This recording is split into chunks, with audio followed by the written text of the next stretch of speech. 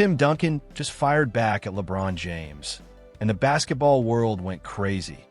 The legend who stayed quiet for 20 years, avoided debates and headlines, has finally spoken. I did a show talking about LeBron James being disingenuous, and one of the things I discussed on that was him saying how he is considering whether or not he would actually want to do a walk away quietly like Tim Duncan at the end of his career, or if he wants to do the farewell tour like Kobe and Kareem and those guys. And my whole thing was, it's this. And the response hit harder than any dunk. This isn't trash talk. This isn't stats showing off. This is about legacy, respect, credibility, and who truly earned their spot. Things are about to get real uncomfortable, because when the quietest champion in NBA history finally speaks, everyone listens to "Let's go back to where it all began." Early January 2025, LeBron James is doing what he always does, controlling the conversation. He's on a relaxed media sit-down, smiling, confident, ready to shape the story however he wants. And the one I can draw the parallel to is this.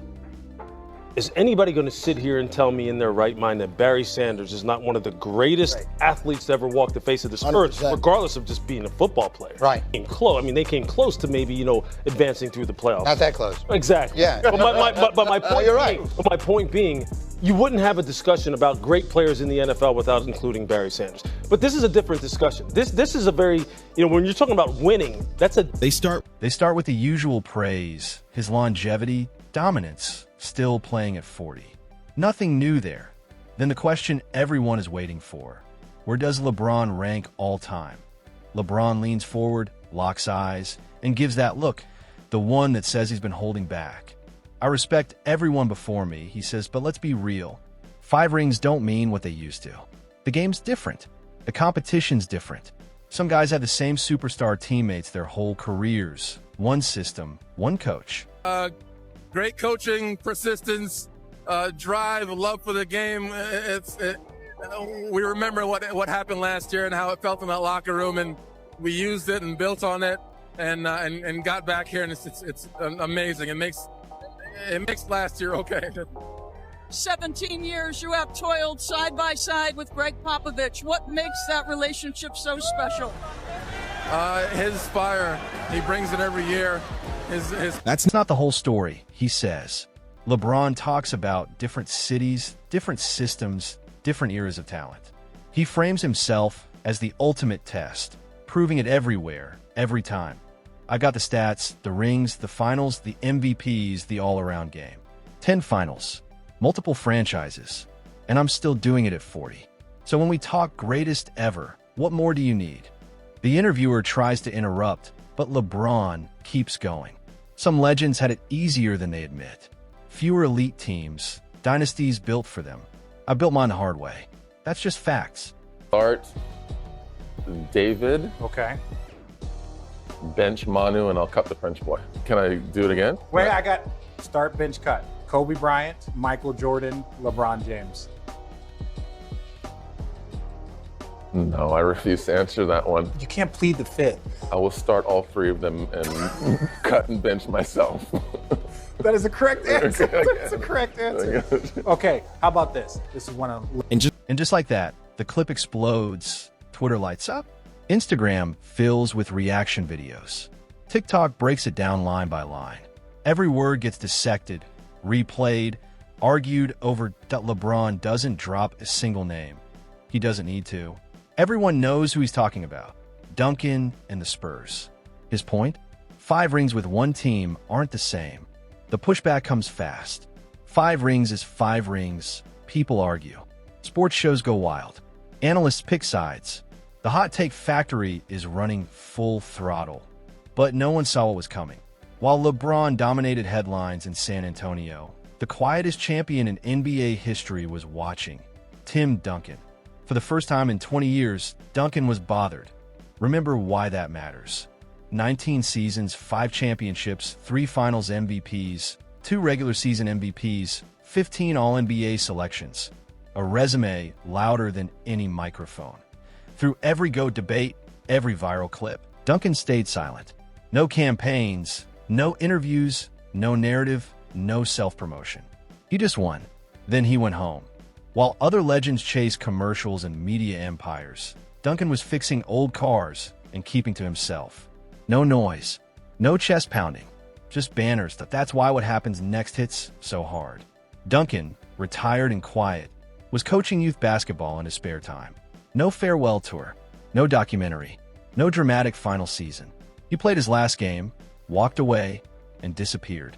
That's Tim Duncan, the anti-celebrity, the anti-brand, that he cared so little about attention that it made him legendary. While everyone else chased cameras, Duncan avoided the spotlight. Teammates joked he'd win finals MVP and act like it was just a Tuesday practice. No chest pounding, no speeches, just fundamentals and silence. But here's the thing about quiet guys like Duncan. They see everything, hear everything, remember everything. And when they finally speak, it hits differently. Harder. Because it's not for clicks or attention. It's because a line was crossed. And with LeBron's comments, that line was crossed.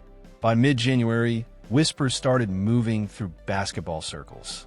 Duncan had been spotted at a private charity event. Nothing flashy, just former players, fans, and a good cause. But rumors spread. Allegedly, Duncan said something about the new generation rewriting history, about modern players not respecting what came before. And people close to him said he wasn't calm. He was heated. Now, pause right there. Tim Duncan doesn't get heated. At least, he never shows it. So if people say he was bothered, that's not small, that's seismic. Then the breadcrumbs start dropping.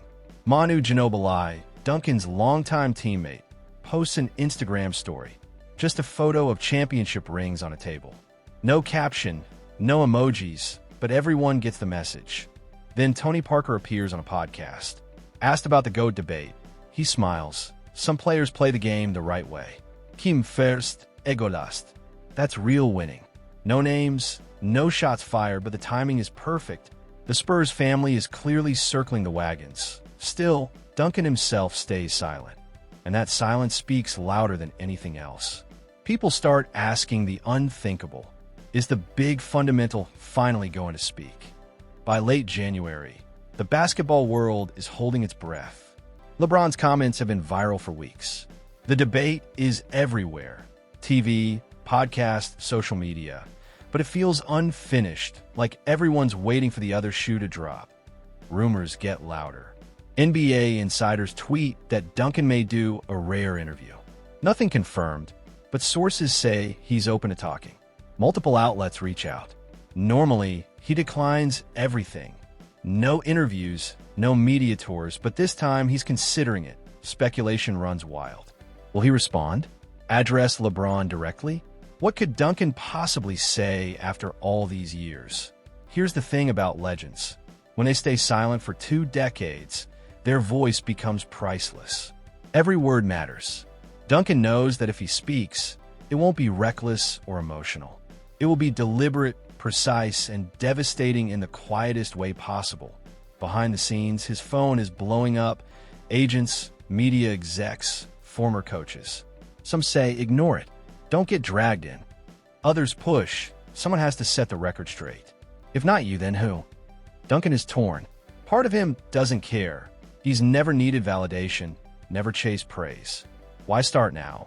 But the competitor inside him is done watching the story get twisted. Done watching his era brushed aside. Done with the idea that what he and his teammates built somehow isn't as hard, isn't as earned, isn't as meaningful as today's stars. That hits wrong that he makes a decision. One interview. One chance to speak his truth. Then back to his quiet life. What he doesn't realize is that what he's about to say will echo through basketball history. January 28th, 2025, Tim Duncan sits down for a rare interview with a respected basketball podcast. Not ESPN. Not some loud debate show.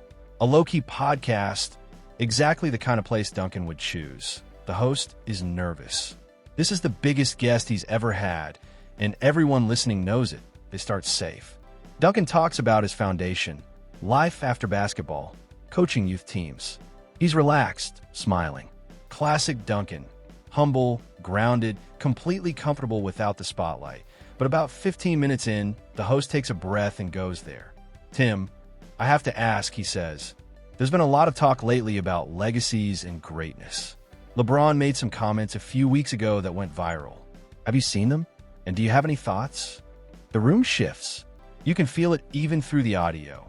Drop your take in the comments, because something tells me the quiet storm Tim Duncan just unleashed is only getting louder.